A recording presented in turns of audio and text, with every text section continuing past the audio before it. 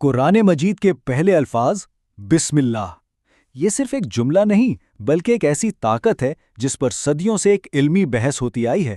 تو آج ہم اسی کی گہرائیوں میں اتریں گے اور دیکھیں گے کہ اس کا ہماری زندگی پر کیا اثر ہے۔ دیکھیے، ہم سب آج کی بھاگ دوڑ بھری زندگی کا حصہ ہیں۔ ہر طرف شور ہے، خلفشار ہے۔ کبھی غور کیا کہ ہماری کوششیں اکثر ادھوری کیوں رہ جاتی ہیں؟ ہم موبائل کی دنیا میں گم ہیں، کام نامکمل پڑے ہیں اور دل کا سکون جیسے کہیں کھو گیا ہے۔ لیکن کیا ہو اگر اس جدید دور کی پریشانی کا حل ایک بہت ہی قدیم، طاقتور جملے میں چھپا ہو؟ سورہ فاتحہ کا بسم اللہ سے شروع ہونا ہمیں فوکس سکھاتا ہے اور رحمان کا نام ہمیں انگزائٹی سے نکالتا ہے۔ اور شاید وہ حل اسی ایک طاقتور جملے میں پوشیدہ ہے جس سے قرآن کی تقریباً ہر سورت شروع ہوتی ہے، بسم اللہ الرحمن الرحیم۔ یہ صرف ایک تمہید نہیں ہے، یہ ایک نیت کا اعلان ہے اور اللہ سے مدد کی درخواست ہے۔ اس میں با کا مطلب ہے مدد طلب کرنا۔ اللہ وہ نام ہے جو صرف خدا کے لیے مخصوص ہے۔ الرحمن یعنی وہ ذات جس کی رحمت کائنات کی ہر شے پر ہے، چاہے کوئی مانے یا نہ مانے۔ اور الرحیم وہ ہے جس کی رحمت خاص طور پر اور ہمیشہ کے لیے مومنین کے ساتھ ہے۔ اللہ نے اپنی تدوینی کتاب یعنی قرآن کا آغاز اپنے نام سے کیا، بالکل ویسے ہی جیسے اپنی تکوینی کتاب یعنی کائنات کا آغاز نور محمدی صلی اللہ علیہ وآلہ وسلم سے کیا تھا۔ اچھا، تو اب ذرا اس معاملے کی گہرائی میں چلتے ہیں۔ صدیوں سے علماء اس خوبصورت جملے پر ایک بنیادی سوال کو لے کر بحث کرتے آئے ہیں، اور وہ سوال یہ ہے کہ کیا بسم اللہ قرآن کی ہر سورت کا ایک لازمی حصہ ہے، ایک آیت ہے، یا یہ صرف ایک الگ سے شروع کرنے کا جملہ ہے؟ اس سوال کا جواب نماز، عقائد اور خود قرآن کی ساخت پر بہت گہرے اثرات ڈالتا ہے۔ اسلام کی دو بڑی شاخوں نے اس سوال پر الگ الگ فقہی نقطہ نظر اپنایا ہے، اور یہاں ایک دلچسپ بات یہ ہے کہ سب مفسرین مانتے ہیں کہ سورہ فاتحہ کی 7 آیات ہیں، لیکن اختلاف اس بات پر ہے کہ وہ 7 آیات کون سی ہیں۔ جو بسم اللہ کو اس کا حصہ سمجھتے ہیں ان کے نزدیک آخری حصہ 1 آیت ہے، اور جو نہیں سمجھتے وہ آخری حصے کو 2 الگ آیات گن کر 7 کی تعداد پوری کرتے ہیں۔ مکتب اہل بیت کے نزدیک یہ معاملہ بالکل واضح ہے۔ یہاں بسم اللہ سورہ توبہ کے علاوہ ہر سورت کا ایک لازمی اور اٹل جز ہے۔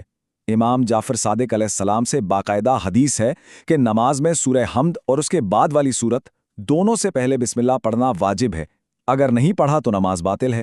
تو یہ صرف ایک فقہی رائے نہیں بلکہ ایک بنیادی عقیدہ ہے۔ دوسری طرف جب ہم اہل سنت کے علمی حلقوں میں دیکھتے ہیں تو یہاں مختلف آراء کا ایک پورا اسپیکٹرم نظر آتا ہے۔ مثال کے طور پر امام شافعی اسے صرف سورہ حمد کا حصہ مانتے ہیں، امام مالک اسے کسی بھی سورت کا حصہ نہیں سمجھتے۔ امام احمد حنبل کی بھی ایک رائے امام شافعی سے ملتی جلتی ہے، اور انس بن مالک کی ایک روایت ہے کہ نبی اکرم صلی اللہ علیہ وآلہ وسلم اور پہلے خلفاء اپنی قرات کا آغاز الحمدللہ سے کرتے تھے، جو اس بحث کی پیچیدگی کو اور بھی واضح کر دیتی ہے۔ اب اس سلسلے میں ایک بہت ہی طاقتور بات ہے جو صحابی رسول ابن عباس نے کہی۔ وہ فرماتے ہیں، شیطان نے لوگوں سے قرآن کی سب سے بڑی آیت چھین لی ہے، اور وہ بسم اللہ الرحمن الرحیم ہے۔ تاریخ میں بھی اس کی مثال ملتی ہے۔ جب عہد معاویہ میں بسم اللہ کو چھوڑا گیا تو مہاجرین و انصار نے باقاعدہ احتجاج کیا اور کہا کہ تم نے نماز چوری کی ہے یا بسم اللہ بھول گئے ہو۔ اس پوری بحث اور اس کی اہمیت کو صحیح معنوں میں سمجھنے کے لیے ہمیں ایک قدم پیچھے ہٹ کر قرآن کے مجموعی ڈھانچے اور اس کے اندر موجود ربط کو دیکھنا ہوگا۔ قرآن میں 2 بنیادی چیزیں ہیں، سورتیں اور آیات۔ آیت کا لفظی مطلب ہے نشانی، اور قرآن میں تقریباً 6600 سے زیادہ آیات ہیں۔ سورہ کا مطلب ہے بلند مرتبہ یا شہر کی دیوار، جو قرآنی مضامین کو ہر قسم کے بیرونی خطرات سے محفوظ رکھتی ہے۔ علماء نے سورتوں کو ان کے نازل ہونے کے وقت کی بنیاد پر مکی اور مدنی میں تقسیم کیا ہے، اور یہ تقسیم ہمیں بتاتی ہے کہ وحی کس طرح ابتدائی مسلم معاشرے کی بدلتی ہوئی ضروریات کے مطابق نازل ہوئی۔ مکی صورتوں میں زور توحید اور عقائد پر ہے، جبکہ مدنی صورتوں میں قوانین اور معاشرتی ضابطے بیان ہوئے ہیں۔ یہاں تک کہ صورتوں کے نام بھی توقیفی ہیں، یعنی خود اللہ کے حکم سے رسول اکرم نے متعین فرمائے ہیں۔ قرآنی علوم میں ایک بہت ہی خوبصورت علم ہے جسے علم مناسبت کہتے ہیں۔ یہ ہمیں یہ سمجھنے میں مدد دیتا ہے کہ قرآن صرف آیات کا مجموعہ نہیں بلکہ معنی کا ایک گہرا اور مربوط جال ہے۔ یہ بتاتا ہے کہ ہر آیت اور ہر سورت آپس میں کیسے جڑی ہوئی ہے۔ اس ربط کی سب سے بہترین مثال قرآن کی پہلی 2 سورتوں میں نظر آتی ہے۔ سوچئے، پہلی سورت الفاتحہ اس دعا پر ختم ہوتی ہے ہمیں سیدھے راستے کی ہدایت فرما، اور فوراً اگلی سورت البقرہ اس دعا کا جواب دیتے ہوئے شروع ہوتی ہے۔ یہ وہ کتاب ہے جو متقین کے لیے ہدایت ہے۔ یہ ایک خوبصورت الہی مکالمہ ہے جو ہمارے سامنے چل رہا ہے۔ قرآن خود سورہ ہجر میں فرماتا ہے، ہم نے آپ کو بار بار دہرائی جانے والی 7 آیتیں اور قرآن عظیم عطا کیا۔ جب امام علی علیہ السلام سے ان 7 المثانی یعنی 7 آیات کے بارے میں پوچھا گیا تو آپ نے فرمایا یہ سورہ حمد ہے۔ جب پوچھنے والے نے کہا کہ اس کی تو 6 آیات ہیں تو آپ نے جواب دیا بسم اللہ الرحمن الرحیم بھی اس کی 1 آیت ہے۔ یہ اس بحث کو براہ راست حل کر دیتا ہے۔ تو سوال یہ ہے کہ یہ 1400 سال پرانی علمی بحث ہماری آج کی اس مصروف زندگی کے لیے کیا معنی رکھتی ہے؟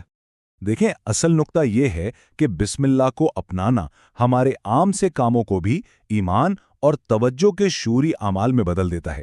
پہلی بات، ہر کام کا آغاز خدا کے نام سے کرنا بندگی کا ادب ہے۔ دوسری، یہ اسم اعظم سے اتنی قریب ہے جتنی آنکھ کی سیاہی سفیدی کے۔ تیسری، نماز میں اونچی آواز میں بسم اللہ پڑھنا مومن کی نشانی ہے۔ اور چوتھی، خدا کے نام کے بغیر شروع کیا گیا ہر کام ابتر یعنی ادھورا اور بے برکت سمجھا جاتا ہے۔ تو بالآخر بسم اللہ سے آغاز کرنا صرف ایک روایت نہیں بلکہ یہ ایک روحانی ٹیکنالوجی ہے۔ یہ ہمیں اس خلفشار سے نکال کر مضبوطی دیتی ہے، ہماری نیتوں کو ایک مرکز عطا کرتی ہے اور مغلوب ہونے کے احساس کا مقابلہ کرنے میں ہماری مدد کرتی ہے۔ یہ ہمیں یاد دلاتی ہے کہ ہر کوشش، ہر کام اور ہر سانس کا آغاز اس ذات کے نام سے ہو جو سب سے بڑا رحم کرنے والا ہے۔ تو کیا یہ ممکن ہے کہ خلفشار سے بھری اس زندگی میں حقیقی وضاحت اور سکون کا پہلا قدم صرف ایک مقدس جملے میں پایا جا سکتا ہو؟ یہ ایک ایسا سوال ہے جس پر ہم سب کو اپنی مصروف زندگیوں میں غور کرنے کی ضرورت ہے۔